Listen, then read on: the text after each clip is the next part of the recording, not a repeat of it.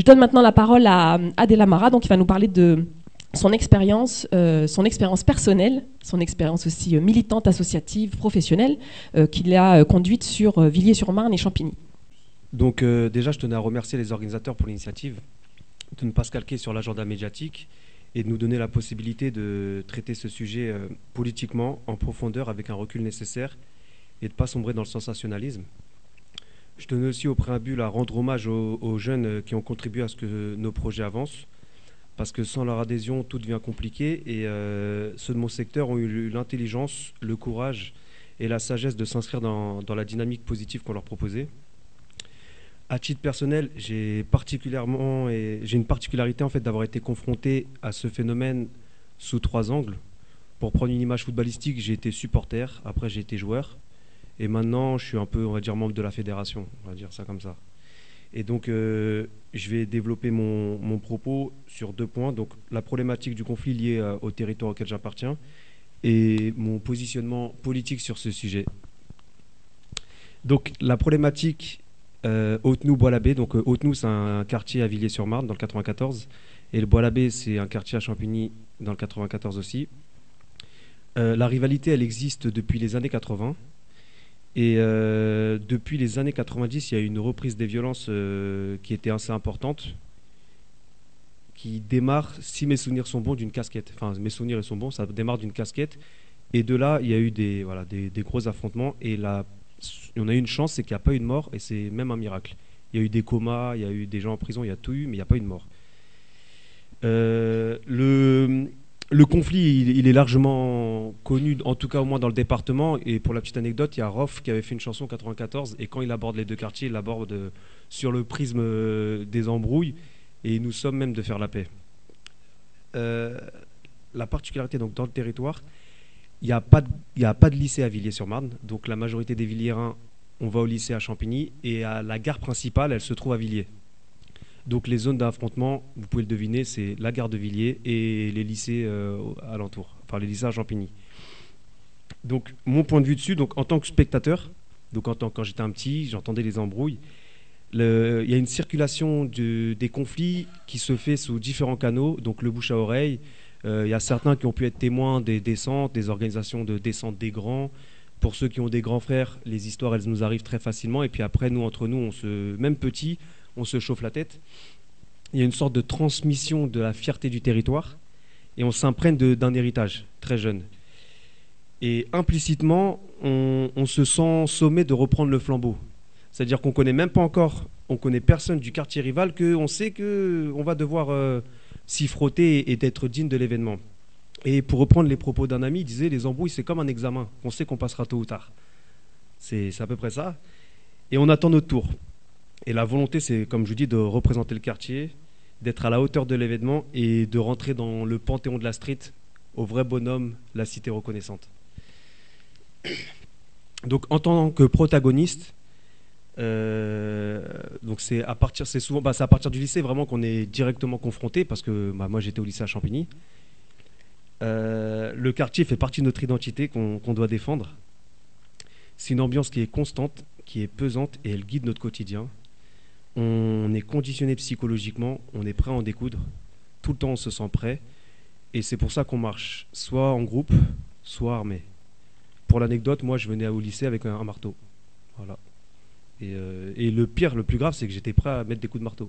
Alors que là, aujourd'hui, j'en serais incapable, mais psychologiquement, on est dans un état où c'est comme si on était dans un état de démence et la moindre provocation, on se sent... on n'est même pas nous-mêmes. Et donc, pour revenir à ça, c'est en fait l'effet de groupe. Ça provoque une montée d'adrénaline qui muselle le discernement et la conscience individuelle. On est vraiment pris par cette ambiance-là et on est dans un autre état. L'élément déclencheur, il n'est qu'anecdotique. Le vrai enjeu, l'enjeu principal, le moteur, le carburant, c'est la réputation. Et le profit qu'on en tire, si je peux me permettre de parler ainsi, c'est dans un premier temps une reconnaissance symbolique, une notoriété, une sorte de pouvoir, d'hégémonie. Paradoxalement, une sécurité, parce qu'en appartenant à ce territoire, à ce groupe qu'on défend, Ce groupe-là, il nous protège aussi le cas échéant. Et enfin, un renforcement des liens d'amitié, parce que les embrouilles, c'est un très très bon test pour évaluer la fidélité de ton ami. Quand il y a une équipe de 15 personnes qui t'attendent à la sortie du lycée, t'envoies un texto, les gars c'est chaud, ça pète. Les gars qui viennent, lui là, c'est plus ton ami, hein, c'est ton frère. Donc c'est des éléments à prendre en compte pour essayer de comprendre la mécanique. Donc en tant qu'acteur social, je suis intervenu sous 3 angles. Il y a eu 3 volets, donc j'ai été donc animateur enfance et jeunesse, à Villiers puis à Champigny. J'ai été surveillant dans le collège à Champigny, donc le collège du Bois-l'Abbé, donc dans le quartier. Donc j'avais les petits frères de ceux avec qui je m'embrouillais. C'était ça, le schéma. Et en tant que militant associatif, sur ma ville principalement. Et je me suis aperçu que notre rôle, il était essentiel, en tant que, entre guillemets, que grand ou qu'acteur, parce qu'on tisse des liens, une certaine proximité, une complicité avec certains jeunes. Et il y a une confiance qui fait qu'il y a des informations qui nous viennent à nos oreilles et on est les seuls réellement capables de comprendre ce qui se passe. Les parents, ils ne peuvent pas comprendre ce phénomène-là.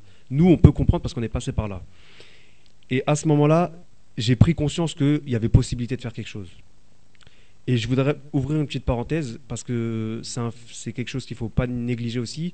Les acteurs sur le terrain, les acteurs religieux qu'on appelle vulgairement les frères muses, ils ont aussi une part importante parce qu'il y en a, ils font un travail énorme de terrain, ils parlent au cœur, ils apaisent par leurs paroles et ils sont souvent décriés médiatiquement ou politiquement et je pense qu'on ne met pas assez nous en valeur parce qu'on connaît le travail qu'ils font, on ne les met pas assez en valeur et je tenais aussi à préciser ce volet-là. Et notamment sur nous, les embrouilles, il y a des parents qui étaient ils étaient démunis, ils se sont tournés vers les mosquées qui ne leur ont pas tourné le dos. Donc voilà, je tenais à leur rendre hommage, c'était important à mon sens. Donc sur le comment intervenir, dans un premier temps, je pense qu'il faut écouter les jeunes. Voilà, les écouter, c'est quoi l'embrouille et de ne pas mépriser leurs problèmes, parce que peut-être pour nous, de là où on est, ils sont insignifiants, mais pour eux, c'est des enjeux importants, donc il faut vraiment les comprendre. Donc sans les juger, les écouter. Ensuite, il faut cibler les meneurs, casser la dynamique de groupe et d'individualiser les problèmes. Par la suite, montrer une présence, donc leur faire comprendre que vous engagez le quartier, donc c'est notre affaire aussi, parce que à cause de tes histoires, celui qui va au lycée, il n'a rien demandé à personne, il peut se manger un coup de couteau. Et nous, pour ça, on a mobilisé la rue. Donc je vais en venir par la suite, mais on a mobilisé la rue, donc il y a une réalité de la rue et ses codes. Donc ne pas hésiter. Bah voilà, nous on a été obligés de mettre en. Moi, je vais y venir par la suite. Donc, dans un premier temps, quand on est intervenu, donc on voulait casser le fatalisme. Donc pareil, pour reprendre les propos d'un autre ami qui disait les embrouilles entre cités, t'as vu, on est avec, on meurt avec. Et nous, l'idée, c'était vraiment de casser cet état d'esprit-là qui est ambiant, en mode ça va jamais s'arrêter, mais tout en proposant une paix crédible, parce qu'il y en a, ils ont vraiment subi des humiliations, ils ont vraiment une haine, ils ont vraiment vécu quelque chose de profond, donc il fallait aussi prendre en compte cette dimension-là. Donc ça s'est déroulé en 4 étapes. Donc dans un premier temps, donc entre grands, s'est réunis, donc des grands qui étaient influents, et on a pris des meneurs, on les a mis dans une salle de chaque quartier avec des grands de chez eux, des gens de chez nous, et on les a mis en garde. Ensuite, on leur a dit faites passer le message. Mais premier temps, mise en garde. Deuxième temps, on a organisé des rencontres interquartiers. Donc des initiatives, on est passé particulièrement par le sport, notamment le foot. Dans un troisième temps, on a organisé un séjour, donc avec les concernés. Donc les gens qui ont pris des coups de couteau ou qui ont mis des coups de couteau. Et enfin, là, on est dans cette phase-là, on continue en fait de continuer à organiser des événements dans les quartiers afin de pérenniser les liens qui ont été noués, notamment lors du séjour. Et à chaque fois qu'on organise quelque chose, nous on se tient au courant, les grands en fait. Maintenant qu'il y a un dialogue entre les grands, les petits savent que les grands, on est en contact, on travaille ensemble et que dès qu'il y a un problème, rapidement, on sait qui a fait quoi, donc on peut voilà, très rapidement arriver enfin bref, vous m'avez compris. Donc mon positionnement politique sur le sujet, dans un premier temps, c'est déconstruire le discours sécuritaire. Donc je suis de la génération Sarkozy, moi, Et donc depuis, j'ai que entendu plus de police, plus de moyens, plus de répression, durcissement des lois. Et moi, je propose de juste faire le bilan en fait de ces politiques-là, puisque 20 ans après, on en est toujours au même problème. Donc juste de tirer le constat d'échec en fait. Et donc entre-temps, il y a eu Valls, il y a eu Castaner. Ils sont dans la même lignée et il n'y a personne en fait qui fait le bilan. Et voilà, faut le dire clairement, c'est un échec. Il faut trouver autre chose. Donc ce qu'on propose, nous, c'est des alternatives citoyennes, c'est-à-dire inclure tous les acteurs, que ce soit l'éducation nationale, donc des profs, parce que ça se déroule dans les lycées, il y a même des profs des fois qui sont démunis. Donc l'éducation nationale travaille avec les profs, les CPE, les animateurs jeunesse, les éducateurs spécialisés, les acteurs associatifs présents sur le terrain, les familles, les parents, mais aussi les grands frères. Parce qu'il y a un dicton qui dit « Pour qu'un enfant grandisse, il faut tout un village ». Donc c'est un proverbe africain qui explique en substance que l'éducation ne se limite pas qu'aux parents. Et moi, l'idée, c'est de justement reconstituer ce village qui n'est plus le village traditionnel de l'époque, mais de reconstituer ce village au XXIe siècle. Donc c'est inclure tous les acteurs et d'inscrire en fait tous les points de vue dans un schéma éducatif global. Chacun de là où il est, il peut, en fait, on travaille ensemble et chacun de là où il est, en fait, il peut avoir un avis qui va être complémentaire. Il ne faut pas les opposer l'un à l'autre. Donc un travail au vu de, avec le même but, conjointement et non concurrente. Donc travailler ensemble, c'est-à-dire reconnaître l'expertise de chacun. Souvent, on a tendance à mépriser donc l'éducation nationale, c'est ceux qui savent. Les militants, les associations, les grands frères, on les méprise un peu. Donc voilà, non, vraiment travailler à égalité parce que chacun doit apporter son expertise et elle est autant valable à égalité. Et enfin, ce qui est très important, c'est sur le casting, c'est la pierre angulaire de projets de ce type, c'est qu'il faut prendre des acteurs légitimes et reconnus dans chaque quartier. Ça, c'est important. Les imposteurs, ça peut saboter le travail. Et pour le coup, nous, avec peu de moyens, on a modestement obtenu des résultats probants parce qu'on est passé des violences à partir du moment où on a intervenu, il n'y a plus rien eu. J'espère que ça va continuer ainsi. Ça reste toujours fragile, mais ça fait 1 an et demi qu'on est su et depuis 1 an et demi, il n'y a rien eu alors que toutes les semaines, il y avait des affrontements. Et donc, je vais conclure sur la responsabilisation qui est important à mon sens des médias et des citoyens. Donc dans le traitement des événements, les médias, ils ont une part très importante parce que, à mon sens, c'est les VRP des embrouilles.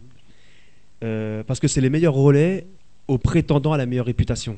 Ah, t'as vu dans le Parisien, on est passé, on a fait ci, on a fait... C'est les meilleurs. C'est le meilleur relais, c'est le Graal. Ensuite, le problème aussi, c'est qu'ils parlent que des problèmes, ils ne parlent pas des dynamiques positives qui s'inscrivent. Et quand on parlait d'isolement, nous, l'idée, c'est d'occuper l'espace. Nous, là où on a obtenu gain de cause, où on est content, c'est que c'était plus facile d'engrainer les petits que de les calmer. Maintenant, celui qui veut engrainer les petits se fait plus petit. C'est lui qui est discret. Alors qu'avant, la donne a été différente. Donc nous, on a occupé l'espace, c'est-à-dire que dans les discours, maintenant, tout le monde est dans cette dynamique positive. Et il faut que les journalistes, ils s'inscrivent aussi dans ça. Parce que ça donne de la force. Celui qui est isolé, qui a envie de faire, il dit mais je peux pas. Mais finalement, il entend qu'il y a des choses qui se bougent, il va prendre le wagon en route. Il y a aussi prendre en compte la dimension des réseaux sociaux, c'est-à-dire que nous, on est tous responsables à ce niveau-là. Les réseaux sociaux, en fait, ça empire pas les choses. Enfin, quand je dis ça empire pas les choses, c'est juste que ça nous met un visuel sur des événements, des actes qui sont communs. C'est-à-dire qu'avant, tu disais il s'est fait planter. Maintenant, tu vois quelqu'un mettre un coup de couteau et tu t'aperçois que c'est grave un coup de couteau. Alors planter, on banalise. Ou un écrasement de tête, quand on le voit, c'est choquant. Et donc nous tous, et ça c'est un appel que je fais à tout le monde, c'est arrêter de réagir là-dessus, arrêter de le partager, par respect pour les familles, par respect pour les victimes, parce que ça envenime tout simplement la situation. Mon petit frère, il s'est fait frapper. Bon, déjà j'ai la rage, mais en plus si je vois la scène, là ça va me donner envie de faire un truc encore plus grave. Donc voilà, c'est le message que j'adresse à tout le monde. Là, je m'adresse à ceux de ma génération, les anciens. Il faut qu'on arrête de glorifier les affrontements passés. Non, mais c'est important. Ah ouais, nous à l'époque, on était des bonhommes. Ah ouais, les mecs du bois, on faisait ci, nanara, les mecs des autres. Il faut arrêter. Il faut changer le logiciel.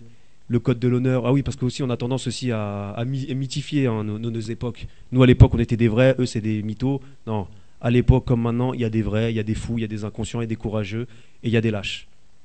Et je vous invite aussi à une chanson de Kerry James qui date de 96, Le Ghetto français. Il parle de ces phénomènes-là. Vous verrez que c'est la même chose. Donc ça, c'était le petit tacle à ceux de ma génération.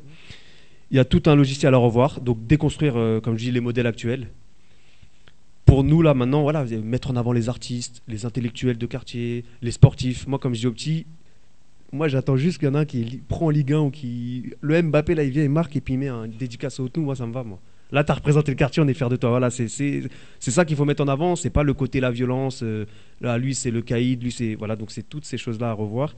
Donc, en gros, revoir les critères d'intégration du panthéon de la street, comme je disais. Et enfin, parce que toutes ces solutions-là, pour moi, elles sont à court terme. Et s'engager politiquement, là, en fait, je le dis comme une responsabilité. Voilà, c'est une responsabilité qu'on a, c'est un devoir qu'on a tous. Parce que les actions qu'on mène, elles sont sur le court terme. Mais sur le moyen et long terme, il y a des choix politiques forts, notamment par des moyens budgétaires en faveur de la jeunesse qu'il faut clairement imposer. Et nous, excusez-moi, pour la petite anecdote, à Villiers, c'est une mairie de droite. Et à Champigny, c'est une mairie communiste, dont à Champigny, il y a 2 élus qui sont issus du quartier du Bois-l'Abbé et avec qui on discutait, qui connaissent très bien les problématiques. Donc moi, mon homme qui n'est pas là, mais avec qui je travaillais beaucoup. Et le fait d'avoir des élus, ça change tout. Parce que quand l'élu à la jeunesse, elle vient, elle convoque tout le monde, elle dit au service jeunesse, bon, la priorité là cette année, c'est les embrouilles, bah, ça fait la diff. Alors que nous, à Villiers, bah, on bataillait, ne serait-ce que pour le séjour, c'était une galère, parce qu'ils sont sur d'autres problématiques. Et eux, ils n'ont pas les mêmes problèmes que nous. Nous, on veut qu'il n'y ait pas de mort. Eux, ils sont déjà sur la photo dans leur esprit. Voilà, ils pensent à la photo, nous, on pense à sauver des vies. Donc c'est important de prendre cette place-là parce qu'il n'y a personne qui va régler nos problèmes à notre place. Donc investir les instances politiques afin d'avoir accès donc, au levier décisionnaire pour tout simplement faire de cette problématique une priorité politique locale. C'est tout pour moi. Merci beaucoup. Bon, bah, Adèle, tu viens de tuer le temps de parole de tous les suivants. En tout cas, ce qu'on retient, c'est que ce que vous avez mis en place à Villiers-Champigny a fonctionné, puisque ça fait 1 an et demi qu'il n'y a plus de violence. Donc, avec tout ce que c'est presque un guide prêt à l'emploi en fait que tu nous as donné. Donc, voilà, on sait que ça marche.